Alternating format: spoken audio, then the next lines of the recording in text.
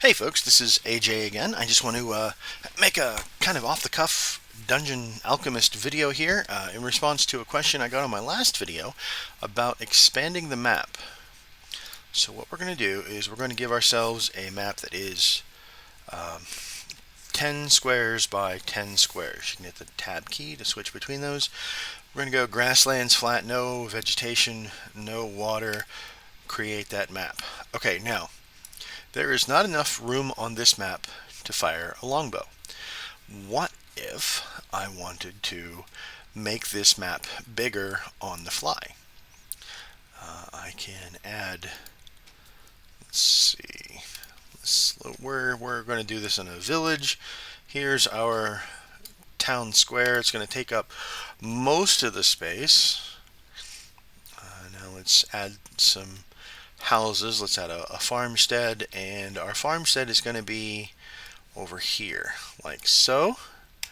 I just draw it in like I normally would, and Dungeon Alchemist automatically extends the space. Now, I don't like that, so I'm going to delete that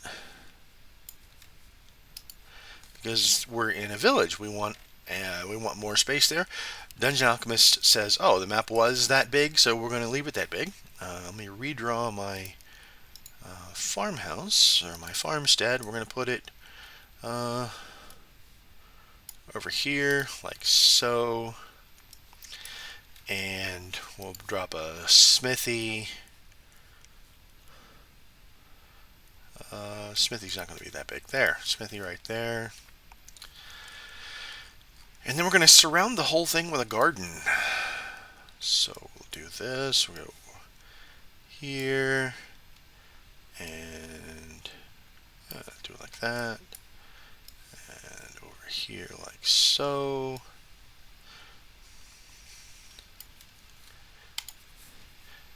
And watch Dungeon Alchemist work. It's really kind of cathartic after spending all these years filling in my own terrain. Now, this is a little village. Let's add a few more elements here. Let's add a mansion in this corner. Oh, okay, so it's going to draw the mansion here and here, which is not at all what we wanted. We wanted a solid house, so we will erase this section, and it erases it all and brings it back to the base terrain.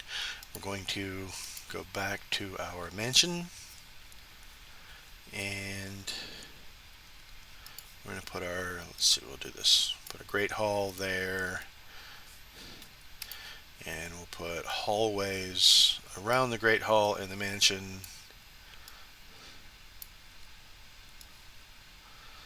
There. We'll drop in a master bedroom up here, and some servants' quarters over here. And the servants are going to have direct access to the kitchen there. And the dining room is going to be on this side of the Great Hall there. This is just so easy. It's so exciting to just throw this stuff down and call it good. I'm really, really excited by this. We'll put a lavatory down here. Lavatory doesn't need to be quite 25 feet, but whatever, it's a mansion. All right. So now we've got all this, but we've got that grass, the rocky grass in the background, and we don't want that. We want this stuff to look like a town of some sort. So we're going to go to the environmental settings, and then we're going to come up here to paint terrain. Shrink our brush a bit, pick up the stone, and if you watch, we can paint right over things that we've put on, and this is only going to deal with the underlayer. So if I accidentally, whoops, slip over into this building here, it's not going to be a problem. I can paint directly under that building. So if I want my streets to be stone, like so, I can paint all of that in. This is also useful for painting your top layer if you're creating an underground dungeon and you don't want everything to be rooms adjacent to rooms. You want tunnels with blank space. You can add in this this rocky painted layer, or you can paint, water over here if you want to, and see that it actually shrinks the terrain down a bit. So we'll add a little fishing pond for our wealthy nobles there.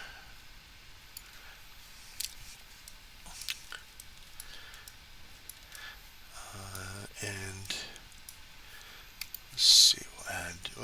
So we've got this. This is not base layer. This is garden. So if we wanted to paint a road through the garden, we would have to remove a portion of that. And how do we do that? We do that like so. We just come up here to the remove rooms portion of the draw room tab, and then we'll just fill in with red what we want to remove. You'll see that it goes right back down to the base layer. We come back here to our paint terrain, put the rocky stuff there, and now we have a road coming out of town going off the map.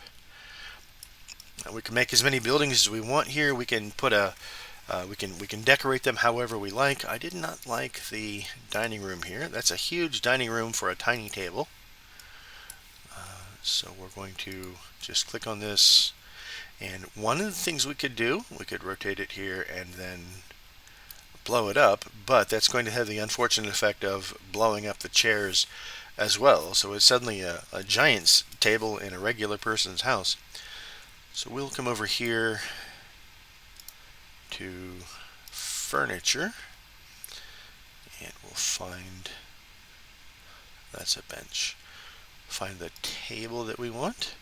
There's a really nice dining room table down here with food on it. Yeah, there we go.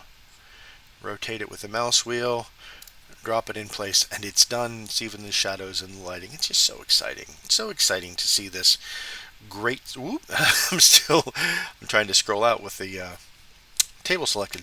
So exciting to see this great software do all of this work that I used to do by hand. This stuff used to take me hours. I would make sure that I would aligning the benches and just shading them properly, and then adding shadows. And Dungeon Painter Studio had ways of doing that, but it was all done by hand. You could draw things in layers and shade an entire layer if you wanted to. But here I don't even have to do that. I can just throw down what I'm looking for and call it done. Now, because this is Dungeon Alchemist, they included the Alchemist's Lavatory, which I think is very cool. So we're going to drop one of those in there, kind of as a way of saying thank you to the amazing folks who created Dungeon Alchemist. And then we'll put a dissection room off the side, because who wouldn't want a dissection room off the side, right? Oh, it looks like it's a torture chamber in there. Oh man, that's freaky. That's freaky. What exactly are we dissecting in this dissection room, huh? That's pretty great. Now we know that the alchemist in the village has something messed up going on. Anyway, wanted to share that with you. Show you how to do the paint terrain and how to expand the map. Remember, this map started as a 10 by 10, and now it is, I don't know, much bigger than that.